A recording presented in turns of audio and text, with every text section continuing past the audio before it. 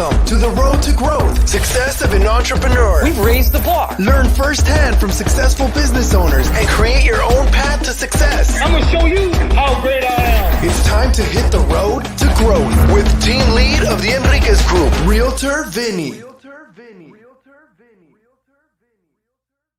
Hi, you Road to Growth listeners. Today I have Emily. I think you're the first yoga instructor I've had on the podcast. I've done interviews with other yoga instructors, but never actually on this podcast. So thank you for being here. I know you also do coaching too. You're kind of expanding out. I usually ask the question when I talk to a coach, what separates you from other coaches? I think I'm going to have some kind of idea of where you're here. Yet, what separates you, Emily, from other coaches? My specialty is working with women who are pregnant or have just had a baby or are further down into kind of the road of motherhood. That's one of the main things that separates me, I think.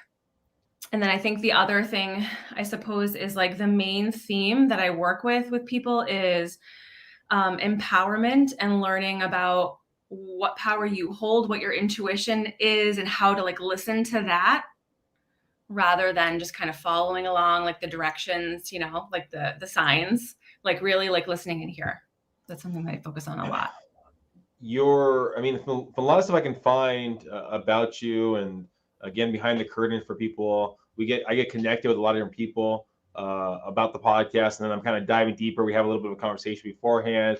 And a lot of stuff I'm finding out about yourself, Emily, was yoga related. So I'm guessing that your love for yoga started before the coaching? Guessing? It did. Okay. Yes.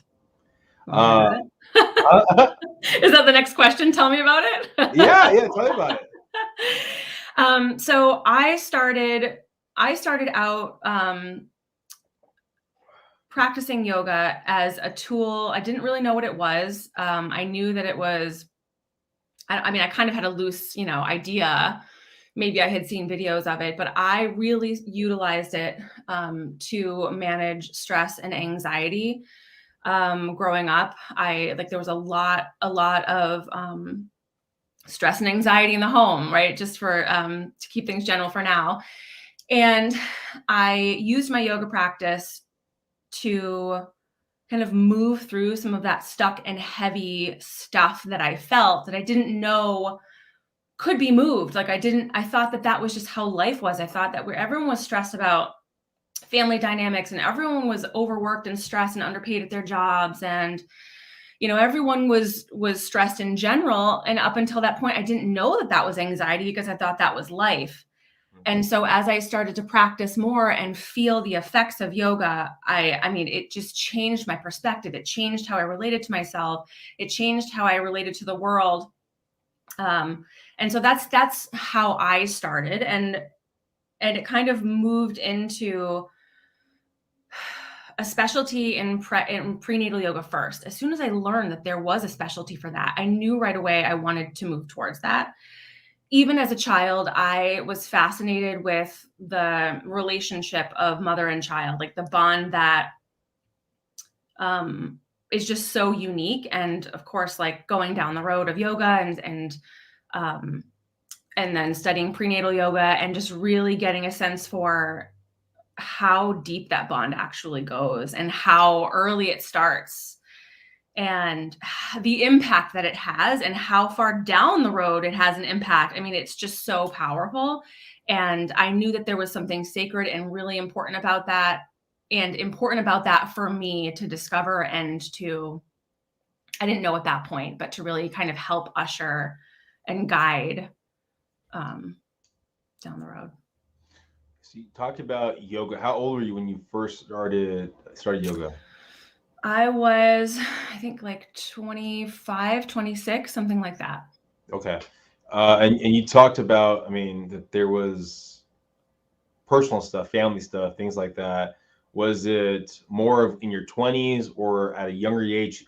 Who was Emily? It was at a younger age. It was it was the entire span.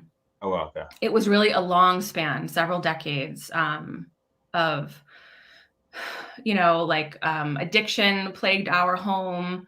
And with that came a lot of like legal troubles for someone, and growing up and seeing that and being heartbroken by the different things that are happening to people that you care about and love. That it like had a grip on me so firmly throughout all of that time. I mean, it sounds like that person that had the addiction that was going through stuff was someone really close to you. Yes, very close. Okay. Were you, I guess, at a young age weighing yourself against that person, or was it kind of outside, out of mind, or how did that? I was, because this is someone that I looked up to. And so to see the transformation in front of my eyes, it was grieving. It really was grieving someone and waiting for them to return. And I actually lost my dad in March. And so it's really like this parallel, and it really did feel that way, because it's like, well, when's this person coming back? And finally I came to understand, well, that's not happening. Like, there is no going back, which, not to escape this part of the conversation, but it brings me, like, it really highlights something in my mind of like this sense of returning to your old self, this changing of identity in so many different ways, right? In my work. Because this is something that people continue to struggle with, is like, oh, I want to get back to my body pre-pregnancy, or I want to get back to who I was before I had kids. But I mean, no, you don't. Like, you don't want to move backwards. Like, we have to trust that there's the moving forward, and there are gems in that too. Yeah, I mean, appreciating the negatives, I'm appreciating the issues, appreciating basically who you were, but give you the ability to be even more than who you were. Right. Exactly. Yeah. We all want to grow. Right. Now, at a young age, went to school, I'm guessing. Did you go to college, or what I did. Okay. So when I was little, very little, like 3, I wanted to be a doctor. Okay. I knew it. I played doctor at home, printed out forms, like had a curtain. My sister would come in, like, we just pretend like she had a waiting room, everything. So I knew that was my path at that point, because I wanted to help people. I wanted to help people heal, really, like from whatever it was. And so I went to BU. I was in their pre-med program, and pretty quickly realized, oh, like, this is not what I thought I was signing up for. This is not the world of medicine as we know it. And so I switched majors. I really struggled with what was I interested in. I would go through the catalog, like wondering, like, computers. I was really good at computers. I was really technical. So I thought computer science. That didn't work out. I finally landed on psychology. Psychology was something where I was like, okay, I couldn't articulate what it was about it, but I definitely had this sense of wanting to understand more. And a lot of that, I feel, came from my upbringing and my family members struggling and wanting to understand and help them. Right. That was my motivator for learning a lot of the things that I learned, wanting to help someone else. And really, of course, like, it ended up helping me along the way, probably more. So I went to school. I graduated with my bachelor's in psychology from BU. I worked with kids with and teens with autism for a while, and really, that wasn't necessarily my plan. I didn't really have a plan of how I was going to use my degree, but it really taught me a lot about human behavior. And I mean, it taught me a lot about a lot of things, but one of them, like, the main threads, was observing human behavior and identifying the function of it, like the purpose behind it, what causes it, and why it's happening, and how to change it if you want to change it, or to reinforce it if you want to, continue, seeing that behavior. But I couldn't afford my student loans on a salary that was so low, and in a community, in an area that's just so undervalued. So I moved to working as an admin at a tax firm, and then moved into computer science a little bit. Like, I was working in their IT program for a while after that. And then I moved to a software company, and that was my last corporate role before I just really left that and came out and worked on my own. At 25, so when did you graduate from college? I guess 23, 22, 24. 2002, I did a semester early just to save some money. So, because you started yoga at least around 25 or so, did you start that, I guess, after your first job, second job? I mean, because you're kind of moving, trying to find yourself, and then into yoga, yeah. So I started it. I actually started doing Pilates first in college. Okay. And I loved that. I absolutely loved it. And then, so once I graduated and I was working a few years down the road, it was actually a couple jobs later, I revisited it. It had been a while. There was quite a gap between when I actually started doing yoga. I was going to a gym and I was taking their Pilates classes. It was right below the company I was working for. And one day there was a sub. The Pilates teacher was ill, or she couldn't make class. And there was a yoga teacher sub. And she had been told we would probably be okay if the class was just a yoga class instead. And I was so intrigued by it. I loved it.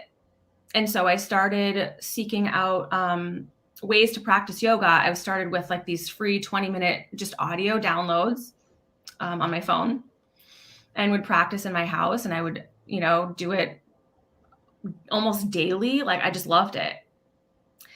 And then I was looking online. I think I was on Facebook, like my early days in Facebook. And I saw this ad for getting free yoga for helping out at a studio. And so I reached out. I thought, this is perfect, because at that point, like I couldn't afford like spending all this money on, extra stuff. So I reached out, and the person who responded back to me had been someone who was on my floor freshman year at BU. And she had tried to convince me to go to a yoga class early on in her journey. She was like, hey, I'm going to go to this yoga class. Do you want to join me? And I was like, no, thanks. Like I had heard weird things about it. I went to a Christian school as a kid, and they said, that's like from the devil. And I'm just like, I don't think it's that bad, but like, I don't know what it is. And I'm not like, that's out of my comfort zone. So I was like, no, thanks. So she was the one that responded back. At this point, she had been teaching, and she guided me into the right person to start taking yoga classes for free in exchange for helping out around the studio. So you're helping out at the studio, you're taking the yoga classes, and you're basically doing a day job to make a living. Right. Now, how was that mindset? Was it a safe zone for you to do the yoga? Was it really stressful there? I mean, what was kind of like the two people of Emily at that time? That's a good question, because that's what started happening, was like this, almost like this divide. It felt like, I just felt this like bliss after yoga. I didn't know you could feel that good without like ingesting something funky, right? Like I was just like, wow, this is amazing. And so I would seek it out more. So I would go maybe 3 times a week if I could, and I would take on extra shifts, just like if they were open, so I could practice more. And the more that I would practice, the harder it was to be in the corporate world that I was in. I didn't like it to begin with. It just didn't resonate with me. It didn't feel safe in general. And so this made that more and more clear. And so it was harder and harder for me to be there, even though, I was there for maybe another 5 years after I started, maybe. It was tough because it highlighted some things, and it really helped me know more and more like who I was and what was important to me and what wasn't working for me in the other parts of my life. And it just made it so much more obvious until at some point, there was just no returning to that. It sounds like you pretty much addicted to yoga, where you're trying to find more and more of it. I mean, were there ever thoughts in your head, because what you went through with your family member, that they had addicted to a negative thing. And yoga, I don't think there's anyone out there who would say there's anything negative about yoga, that it's also an addictive thing you were going through. Was there ever any kind of correlations or anything that was like, oh my gosh, or nothing like that ever happened? Okay. No, there wasn't. I've maybe heard a comment like that once or twice at most in my entire life about, oh, like some people are addicted to yoga. And maybe there are some people. More for me, it was like that sense. It was, first of all, a lot of it was the community. I was growing like a community there and really, really meeting more like-minded people. You know, around the same time that I started there, a lot of my friends as well had moved away. Like, I'm just kind of remembering there was a lot more going on and it felt like a really big shift. And this all kind of coincided with that too. And so I was feeling even more alone, and then meeting all of these great like-minded people. It was just so amazing. And it actually felt like it helped my life be more even keel, instead of like the ups and downs of like the stress and maybe even low level depression, like just unhappiness.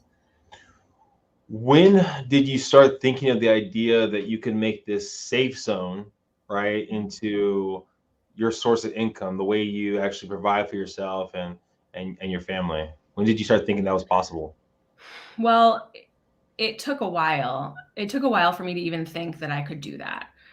Because at this point, I was just practicing. And then at some point, someone encouraged me to do the upcoming teacher training. And it gave me comfort to know that I didn't necessarily have to teach, because I was way too shy to get up in front of a room of people and teach yoga. I mean, public speaking was the worst thing. So I thought, okay, well, I'll just deepen my practice. And so, you know, that all kind of progressed into loving it and really wanting to teach and share this gift that has changed my life in so many ways. And so I honestly don't even remember at first thinking, oh, like, I'm not sure how I can I don't even think I ran the numbers or anything like that. I just knew that this was part of my path. And I wasn't sure that I could leave the corporate world. I wasn't really aware of a world in which people ever did that. So I think there was just kind of like a progression of knowing I wanted to be more in this world of like mind-body connection and like, you know, getting to know yourself deeper, and yoga and meditation. And I wanted to be further away from the corporate world that I was in. So I just started like, you know, you become a teacher and generally you're encouraged to do some like practice teaching. And so we all did that. And then that felt good. And then some of us started getting like teaching jobs at like maybe surrounding studios. And I just kind of jumped in because a friend had connected me with another studio. And it just kind of like, I was so nervous and scared, but I let it happen just because I knew this was right. I knew it was the right direction. The nervous and scared, yet knowing that it's the right direction. I mean, I think it's one thing to feel that it's the right direction, but another thing, especially there's all the negativity of, oh, why are you switching over? Or, oh my gosh, I need to find a way to make the money. And you start questioning it. What were you doing? Was there words you were saying? Was it meditation? What was going on in those like moments where you're kind of maybe second guessing? Well, I think my second guessing caused me to drag the process out much longer than I needed to, first of all, which I think is typical. I had friends that I would bounce this off of, you know. I don't even remember, because this is probably the first time that I'm aware of, or at least trying to articulate, where that knowing that it was right took over. Like I was able to surrender to that and not worry as much about the logistics. I mean, I was worried about them, but I still did it. I still ended up doing it anyway. I didn't know how it was going to work. I didn't know how I was going to, like, how the numbers would all play out. What I did know is I was so incredibly unhappy at my job. I was so unhappy with the dynamic and so unhappy with just the way it all worked, and you know, the culture and like the backstabbing and the lies and the manipulation, and it just was not like, it was just so crippling. So I knew at any cost that wasn't going to last much longer. And really, I was just praying for the day that I could leave. And what ended up happening is I was laid off, which was like, thank God, because I needed it. See, that was what I needed. I needed that like invitation, like, hey, it's time, because was I going to do it on my own and leave and be brave enough at that point? Probably not. You're laid off. Now you're doing yoga full time. You're still under that umbrella, that yoga umbrella that company that you're working with, or did you go on your own, or the studio? For a while I was, and that's generally how it goes, is teachers will teach at different studios for a while and have like these group classes that they're teaching. And so really they are either employees of or contractors of these studios. But in that kind of case, you still have to advertise for who you are and have a following base, right? Usually, yeah. Good teachers will, because studios will advertise as well, but teachers will as well, because usually it's better for them all around if they're, advertising their own classes and filling the classes. Yeah. And in that situation, you have to probably pay for the space or give a percentage of what you get for the room. You're given a percentage, or you're given a set rate. So it is, it makes it tough to make a living as a yoga teacher, especially if that's how you're doing it. If you're just teaching for studios and you are being given like a little, part of the income. Now, as you're getting probably a follower base, you're probably feeling more comfortable in front of people. When did you kind of start thinking about, okay, I'm going to go on my own? I started, my niche of pre and postnatal work, I kind of started going out on my own right away, at least building my name, and just like in my mind, I was kind of out on my own. Like it was my business. But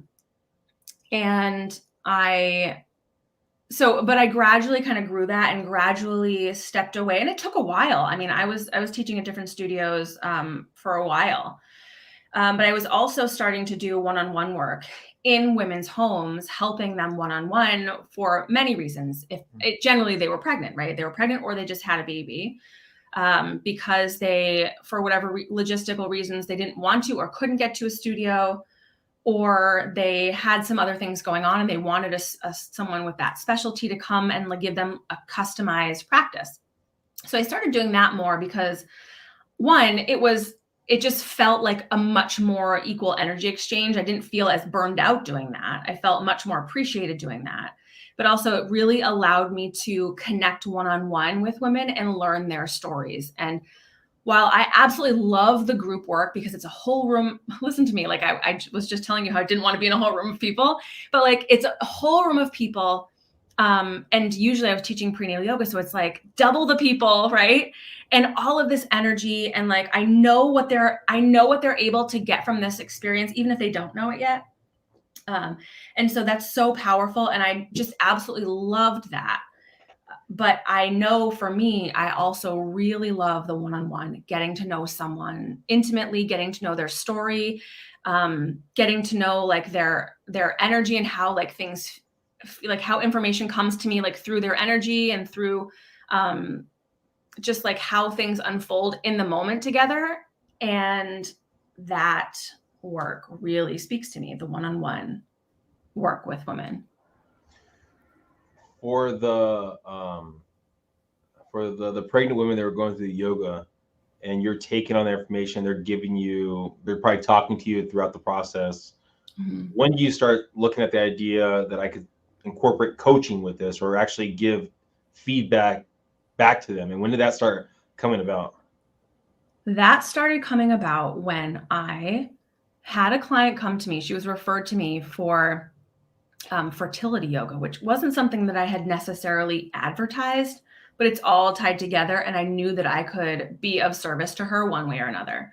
She had several miscarriages and was just, trying to have her first child with her husband. And so I would meet with her one-on-one, and as we were doing our work together in our practice, and like I was guiding her through visualizations and meditations and some helpful yoga poses, our sessions together kind of morphed into like, would sit for a half hour first and just chat about what was going on and like all of the emotional things that were happening. And she would start to disclose like things like the dynamic in the family and like her extended family. And there was just so much happening there. It just like became clear to me, and I could feel through her, like some of the information that was her experience.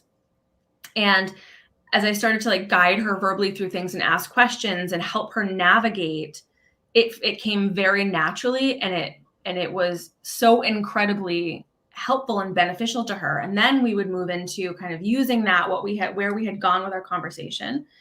And we would do some meditation and some yoga just to kind of integrate it all, right? Because we are like, to treat someone holistically, it's not just all parts of the whole body. We're more than our bodies. We have to acknowledge all of the different layers and all of what else is going on.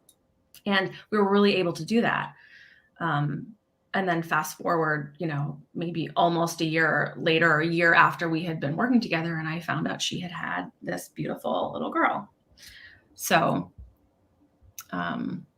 And was most of your, it sounds like, they were referral, you're getting word of mouth was your big source of business at that time? Yes, word of mouth and having the association with different yoga studios, because I had that specialty. And so I was usually the one on their staff that was teaching prenatal yoga classes. So if someone saw that on the schedule, like they would either reach out to me or the studio would just send them to me with questions. And I know that your coaching is incorporated with, for the most part, with the yoga. Is it like almost like an add-on then, if it's saying, okay, or how does that work? So some of my clients, come to me for the yoga piece. Although as I teach, like my teaching style is such that I'm kind of coaching during, like I just have this way of just giving tidbits and like, having people really connect to their bodies and whatever else might be going on as they're practicing. So I think it kind of just comes with the territory, at least for me anyway. Some of my clients, we will sit and have, like I just referenced, we'll sit and chat about what's happening first, and I'll kind of guide them a little bit verbally through some things, or ask questions, or get them thinking and getting them asking questions. And then we'll move into our practice. And then I have some that are simply coaching. And right now it seems to be the fully kind of 100% coaching clients are the ones that are, right now at least, postpartum, and they're into their motherhood journey, and they're recognizing things that have come up within them as almost like a trigger of having children now, and things are coming up from their childhood and their relationships with their parents, and they're kind of struggling to navigate that. And so those are some things that I help with as well in like the motherhood parenting space. One thing that from a lot of the coaches I've had on, a hot topic can be pricing. How you price it? And being that you have so many different packages out there, how did you start realizing the price associated with each activity and the time and so on and so forth? I think it's definitely changed a lot over the last decade or so. I struggled with charging for my services. I think that's common, especially in this area, and I think in a lot of other areas as well. And as I started to understand the value in what I was charging, or the value in what I was offering, not only time-wise, but also like, when you think about having an experience that's life-changing, or having like support that is really integral into your success in an area of life, like what is that?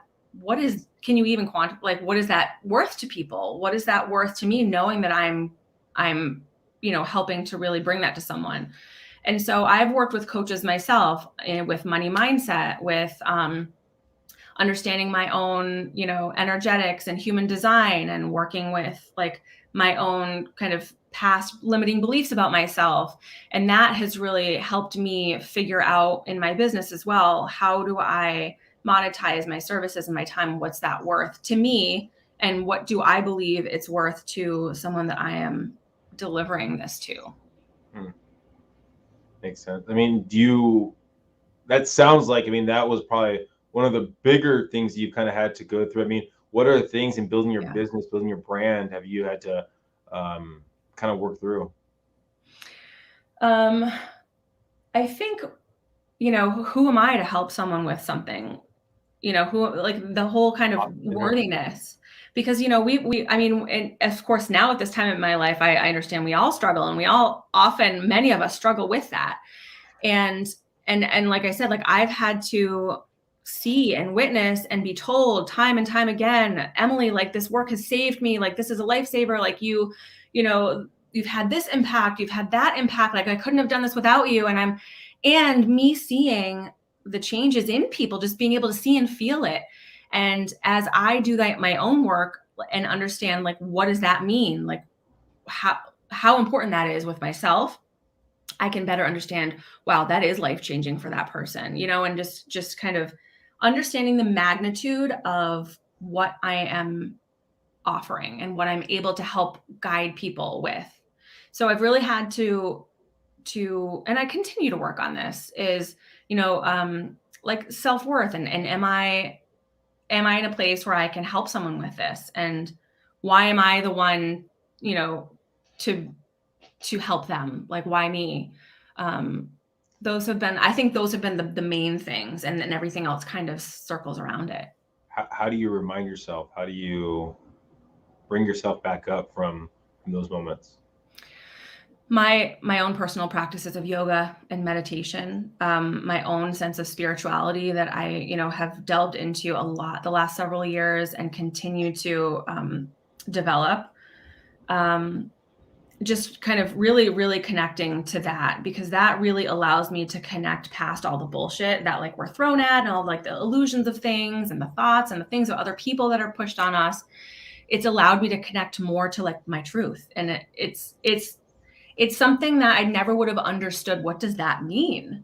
Connect to my truth or my real self. But it helps you understand and stay grounded in who you are and what you're here to do. Like, we're here for a purpose, and that's a big deal. And to see that unfold over the last many years has helped me as well. I mean, talking about the growth you've had over the many years, if you could talk to your younger self, that person pre-yoga, being out there, I mean, even maybe before college, I don't know, what advice would you give that person?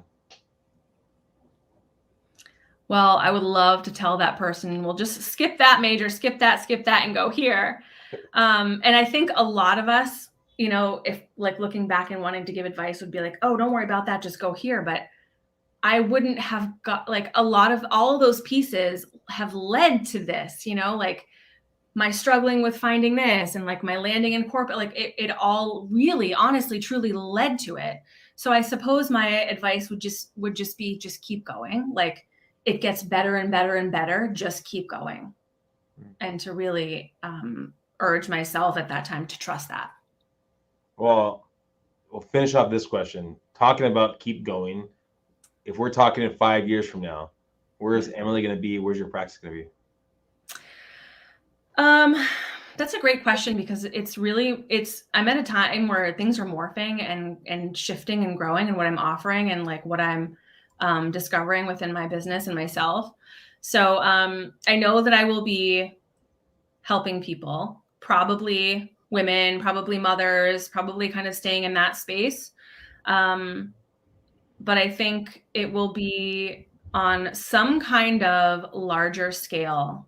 And I don't know what that means, but I know that it will be a larger, more impactful, more widespread scale, reaching more people, maybe offering some of the same things, but being able to take things even deeper somehow.